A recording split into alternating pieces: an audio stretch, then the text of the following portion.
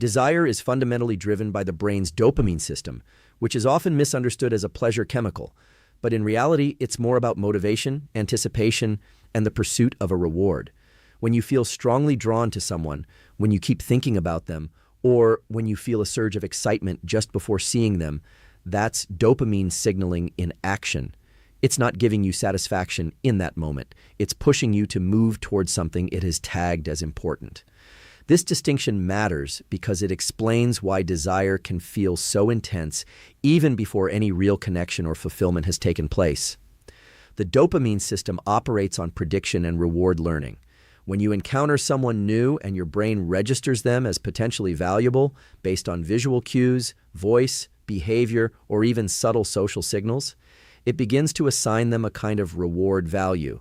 From that point on, interactions with that person start to reinforce the circuit. If those interactions are positive or emotionally stimulating, dopamine neurons increase their firing, strengthening the motivation to seek more of that person's presence. Over time, even thinking about them can activate the same neural pathways, which is why desire often feels persistent and intrusive. One of the most powerful amplifiers of dopamine is uncertainty. When the outcome of a situation is unclear, such as not knowing if someone likes you back or when you'll see them again, the brain increases dopamine release. This creates a heightened state of focus and emotional intensity. It's the same principle seen in gambling behavior, where unpredictable rewards drive stronger engagement than consistent ones. In relationships, this means that inconsistency or mixed signals can actually increase desire even if they don't contribute to a healthy or stable connection. The brain is essentially trying harder to solve the uncertainty, which keeps the person at the center of attention. Another important aspect is that dopamine is closely tied to effort and pursuit.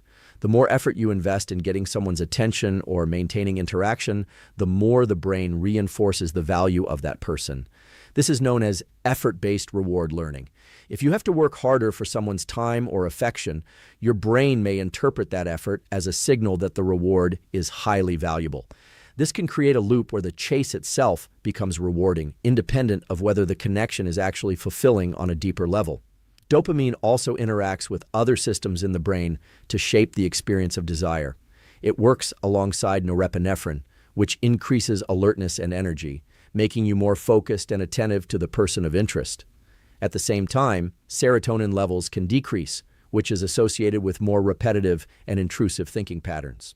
This combination creates a mental state where attention narrows, distractions fade, and the person becomes a dominant focus in your thoughts and behavior. What's critical to understand is that dopamine-driven desire is inherently forward-looking. It's about what could happen, not what is happening right now. That's why the anticipation of seeing someone is often more exciting than the actual interaction. Once the reward becomes predictable or fully obtained, dopamine activity can decrease, which may lead to a reduction in that intense feeling of desire. This doesn't mean the connection is gone. It just means the brain is shifting from a pursuit-based mode to something else, often involving attachment systems like oxytocin. Because this system is so powerful, it can sometimes override rational judgment. People may pursue relationships that are inconsistent, unbalanced, or even harmful, simply because the dopamine system has locked on to the pursuit. Recognizing that desire is driven by these underlying mechanisms allows you to step back and evaluate whether what you're feeling is aligned with long-term well-being or just the short-term pull of a highly activated reward circuit. Attachment is primarily shaped by the neurochemicals oxytocin and vasopressin, which function very differently from dopamine. While dopamine is about pursuit and anticipation, these bonding-related chemicals are about stability, trust, and long-term connection. When people move beyond the initial phase of attraction and begin to form a deeper relationship, the brain gradually shifts from a high-energy, reward-seeking state into one that prioritizes safety and emotional security. This shift is not accidental. It reflects a different set of biological priorities designed to support lasting social bonds. Oxytocin is often released during moments of physical closeness, such as hugging, holding hands, or sexual activity, but it is also triggered through eye contact, emotional vulnerability, and even synchronized behaviors like walking together or sharing meaningful conversation. Its primary role is to strengthen the association between another person and a sense of comfort or trust. Over time, repeated releases of oxytocin make the presence of that individual feel familiar and regulating, reducing stress and increasing a sense of calm. This is why, in strong relationships, simply being near a partner can lower anxiety and create a feeling of emotional grounding. Vasopressin plays a complementary role, particularly in reinforcing long-term commitment and protective behaviors. It has been strongly linked to pair bonding in both animals and humans, especially in the context of forming exclusive relationships. While oxytocin promotes closeness and emotional bonding, vasopressin is more associated with maintaining that bond over time, including behaviors like loyalty, territoriality, and investment in a partner. Together, these two systems help transform a temporary attraction into a more enduring connection. An important feature of these bonding systems is that they rely heavily on consistency and repetition. Unlike dopamine, which can be triggered by novelty and unpredictability, oxytocin and vasopressin are strengthened through reliable, positive interactions over time. Regular communication, shared routines, and mutual support all contribute to reinforcing these neural pathways. This means that attachment is not something that happens instantly. It is built gradually through repeated experiences that signal safety and trust to the brain.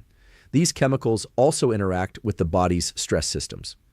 Oxytocin in particular has a buffering effect on cortisol, the primary stress hormone. When individuals are in a secure and supportive relationship, their stress responses tend to be lower, and they recover more quickly from challenging situations. This creates a feedback loop where the relationship itself becomes a source of emotional regulation. Over time, partners can effectively help stabilize each other's nervous systems, which is one of the defining features of strong attachment. Another key point is that attachment can persist even when desire fluctuates. Because oxytocin and vasopressin are tied to familiarity and emotional security, they can maintain a bond even in the absence of intense excitement or novelty. This is why long-term relationships often feel different from early-stage romance. The intensity may decrease, but the depth and stability increase. The brain is no longer focused on chasing a reward. It is focused on preserving a meaningful connection. However, these systems are also sensitive to negative experiences. Betrayal, inconsistency, or emotional distance can weaken oxytocin-related bonding and disrupt the sense of trust. When that happens, the brain may shift back into a more defensive or uncertain state, making it harder to maintain attachment. This highlights the importance of consistent, positive interaction in sustaining long-term relationships, as the biological systems that support attachment depend on ongoing reinforcement rather than one-time experiences. Desire and attachment are governed by separate but interacting systems in the brain, and understanding this distinction helps explain why human relationships can feel confusing or even contradictory. Desire is primarily driven by dopamine and is focused on pursuit, novelty, and anticipation, while attachment is shaped by oxytocin and vasopressin and is centered on stability, trust, and emotional security. Because these systems operate independently, it is entirely possible for one to be highly active while the other remains weak or underdeveloped. In situations where desire is strong but attachment is weak, the experience is often intense, exciting, and emotionally volatile. The person may feel a powerful pull towards someone, thinking about them constantly and craving their attention, but at the same time feel uncertain, anxious, or even unsafe in the connection. This happens because the dopamine system is highly activated, pushing motivation and focus toward that individual, while the bonding systems that create a sense of trust and reliability are not fully engaged. The result is a relationship dynamic that feels passionate but unstable, often marked by highs and lows rather than consistency. On the other hand, attachment can exist without strong desire. In this case, individuals may feel deeply connected, comfortable, and emotionally secure with someone, but without the same level of excitement or physical attraction that characterizes early-stage romance. This is common in long-term relationships where the novelty has diminished and dopamine activity has decreased, but oxytocin and vasopressin have created a strong bond. The relationship may feel calm and dependable, but sometimes lacking in energy or intensity. This difference is not a flaw. It reflects the brain's shift from a pursuit-based system to a maintenance-based system.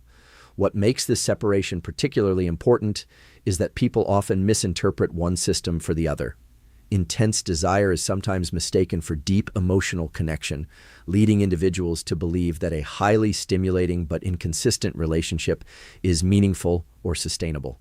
In reality, the absence of strong attachment signals, such as trust, reliability, and emotional safety, can make such relationships difficult to maintain over time.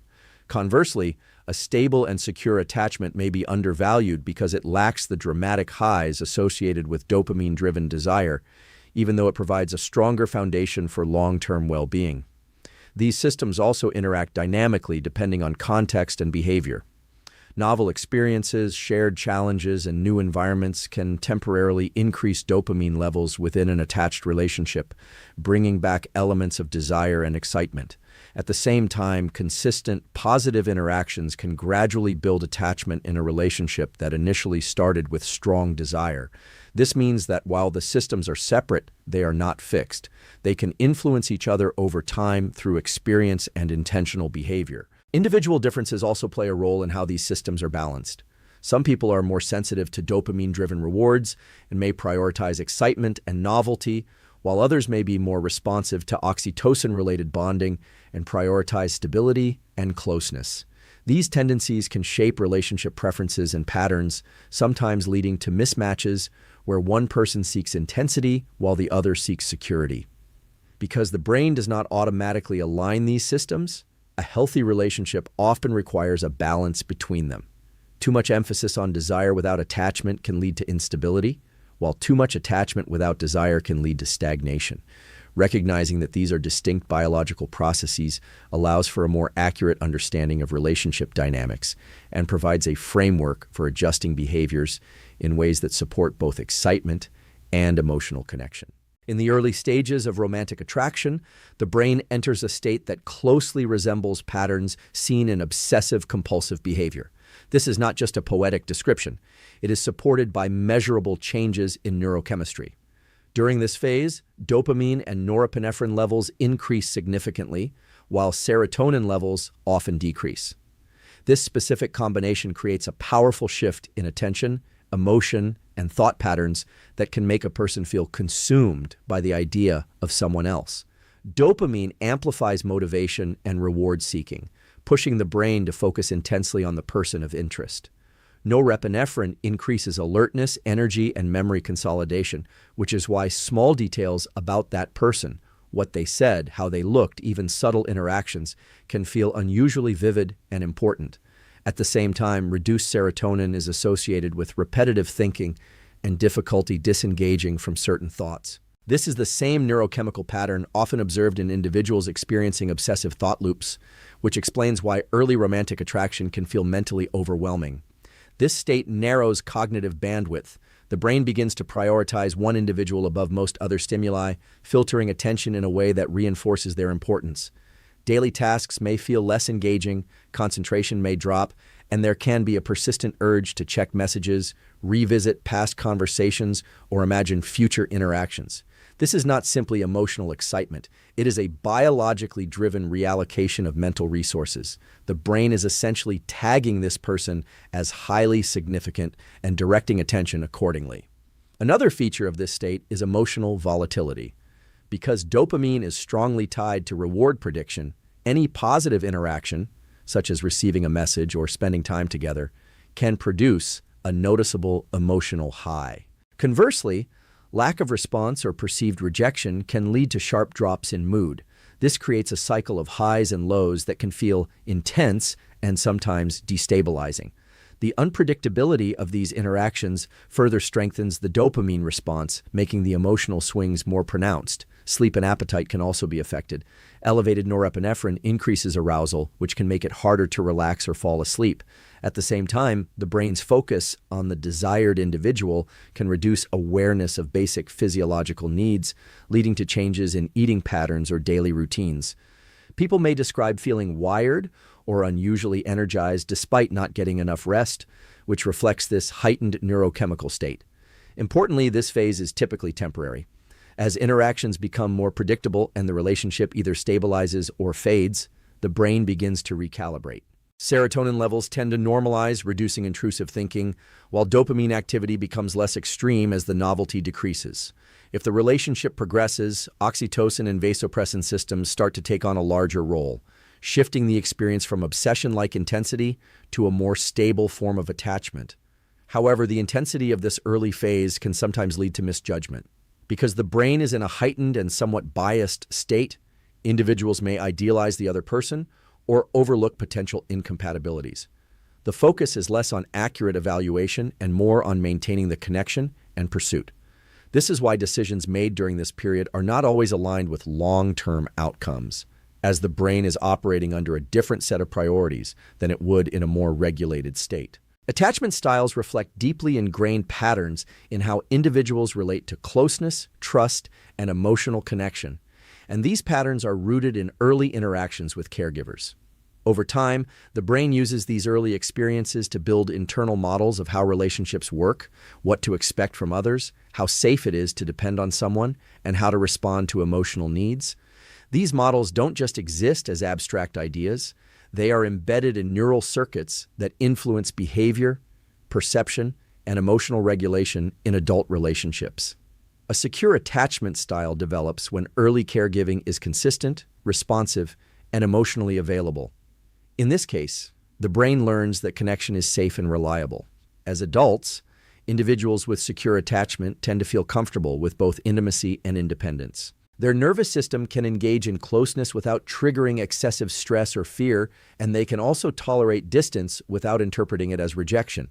This balance allows for more stable dopamine and oxytocin activity, supporting both desire and long-term bonding without extreme fluctuations. An anxious attachment style emerges when caregiving is inconsistent, sometimes available and nurturing, other times distant or unpredictable. This inconsistency trains the brain to become highly sensitive to signals of connection and disconnection. As a result, individuals with anxious attachment often experience heightened emotional reactivity in relationships. Their dopamine system can become strongly activated by uncertainty, leading to intense desire and preoccupation, while their stress systems are easily triggered by perceived rejection or lack of response. This creates a pattern of emotional highs and lows, where small changes in a partner's behavior can have amplified effects. Avoidant attachment develops when caregivers are emotionally distant, dismissive, or unresponsive. In this case, the brain adapts by reducing reliance on others and suppressing the need for closeness. As adults, individuals with avoidant attachment often prioritize independence and may feel uncomfortable with emotional intimacy. On a neural level, this can involve dampened oxytocin responses and a tendency to downregulate emotional signals related to bonding. While they may still experience desire through dopamine-driven systems, they often disengage when relationships begin to require deeper emotional connection. These attachment styles are not fixed categories, but dynamic patterns that can shift with experience and awareness. The brain remains plastic, meaning it can rewire its responses based on new relational inputs. For example, consistent and supportive interactions in a healthy relationship can gradually reshape attachment patterns, increasing feelings of safety and trust. This process involves strengthening oxytocin-related pathways and reducing the activation of threat-related circuits, allowing for more balanced emotional responses over time. Attachment styles also influence how individuals interpret behavior. The same action, such as a delayed message, can be perceived very differently depending on one's attachment pattern. Anxious individuals may interpret it as rejection, triggering stress and increased pursuit behavior, while avoidant individuals may see it as normal or even preferable, reinforcing distance. These interpretations are not purely cognitive. They are driven by underlying neural and physiological responses that shape perception in real time. Understanding attachment styles provides a framework for recognizing patterns that might otherwise feel confusing or automatic. It highlights that many relationship dynamics are not simply about compatibility in the moment, but about deeply rooted neural conditioning. By becoming aware of these patterns, individuals can begin to engage in behaviors that promote greater emotional balance, such as improving communication, increasing consistency, and gradually building tolerance for both closeness and independence. Love is not a fixed state that either exists or disappears. It is a dynamic process shaped by the brain's ability to change through experience, a property known as neuroplasticity. The neural circuits involved in desire, bonding, and emotional regulation are constantly being modified based on behavior, environment, and repeated interactions. This means that relationships are not just defined by initial chemistry or compatibility, but by the patterns that are reinforced over time. What people consistently do with and around each other gradually rewires how they feel about one another. At the core of this process is the brain's reward system, which strengthens connections that are repeatedly associated with positive outcomes. When interactions with a partner lead to feelings of safety, enjoyment, or emotional support, the brain encodes those experiences and increases the likelihood of seeking them again. Dopamine plays a role in reinforcing behaviors that feel rewarding, while oxytocin strengthens the emotional association between a person and a sense of trust or comfort. Over time, these repeated pairings make the relationship feel more natural, stable, and intrinsically valuable. Novelty is an important factor in maintaining engagement within long-term relationships. The brain is highly responsive to new experiences, and introducing variety, whether through shared activities, new environments, or learning together, can reactivate dopamine pathways that are typically strongest in early attraction. This doesn't mean constantly seeking dramatic change, but rather incorporating manageable forms of novelty that keep the brain responsive and attentive. Even small deviations from routine can signal the brain to re-engage with curiosity and interest. Consistency, however, is equally important for strengthening attachment. Reliable communication, predictable behavior, and emotional availability reinforce oxytocin-related pathways, signaling safety to the nervous system. When a partner becomes a stable source of support, the brain reduces its baseline stress levels, lowering cortisol and improving overall emotional regulation. This creates a feedback loop where the relationship itself becomes a regulator of internal state, allowing both individuals to feel more balanced and secure over time. Negative patterns can also become wired into the brain if they are repeated.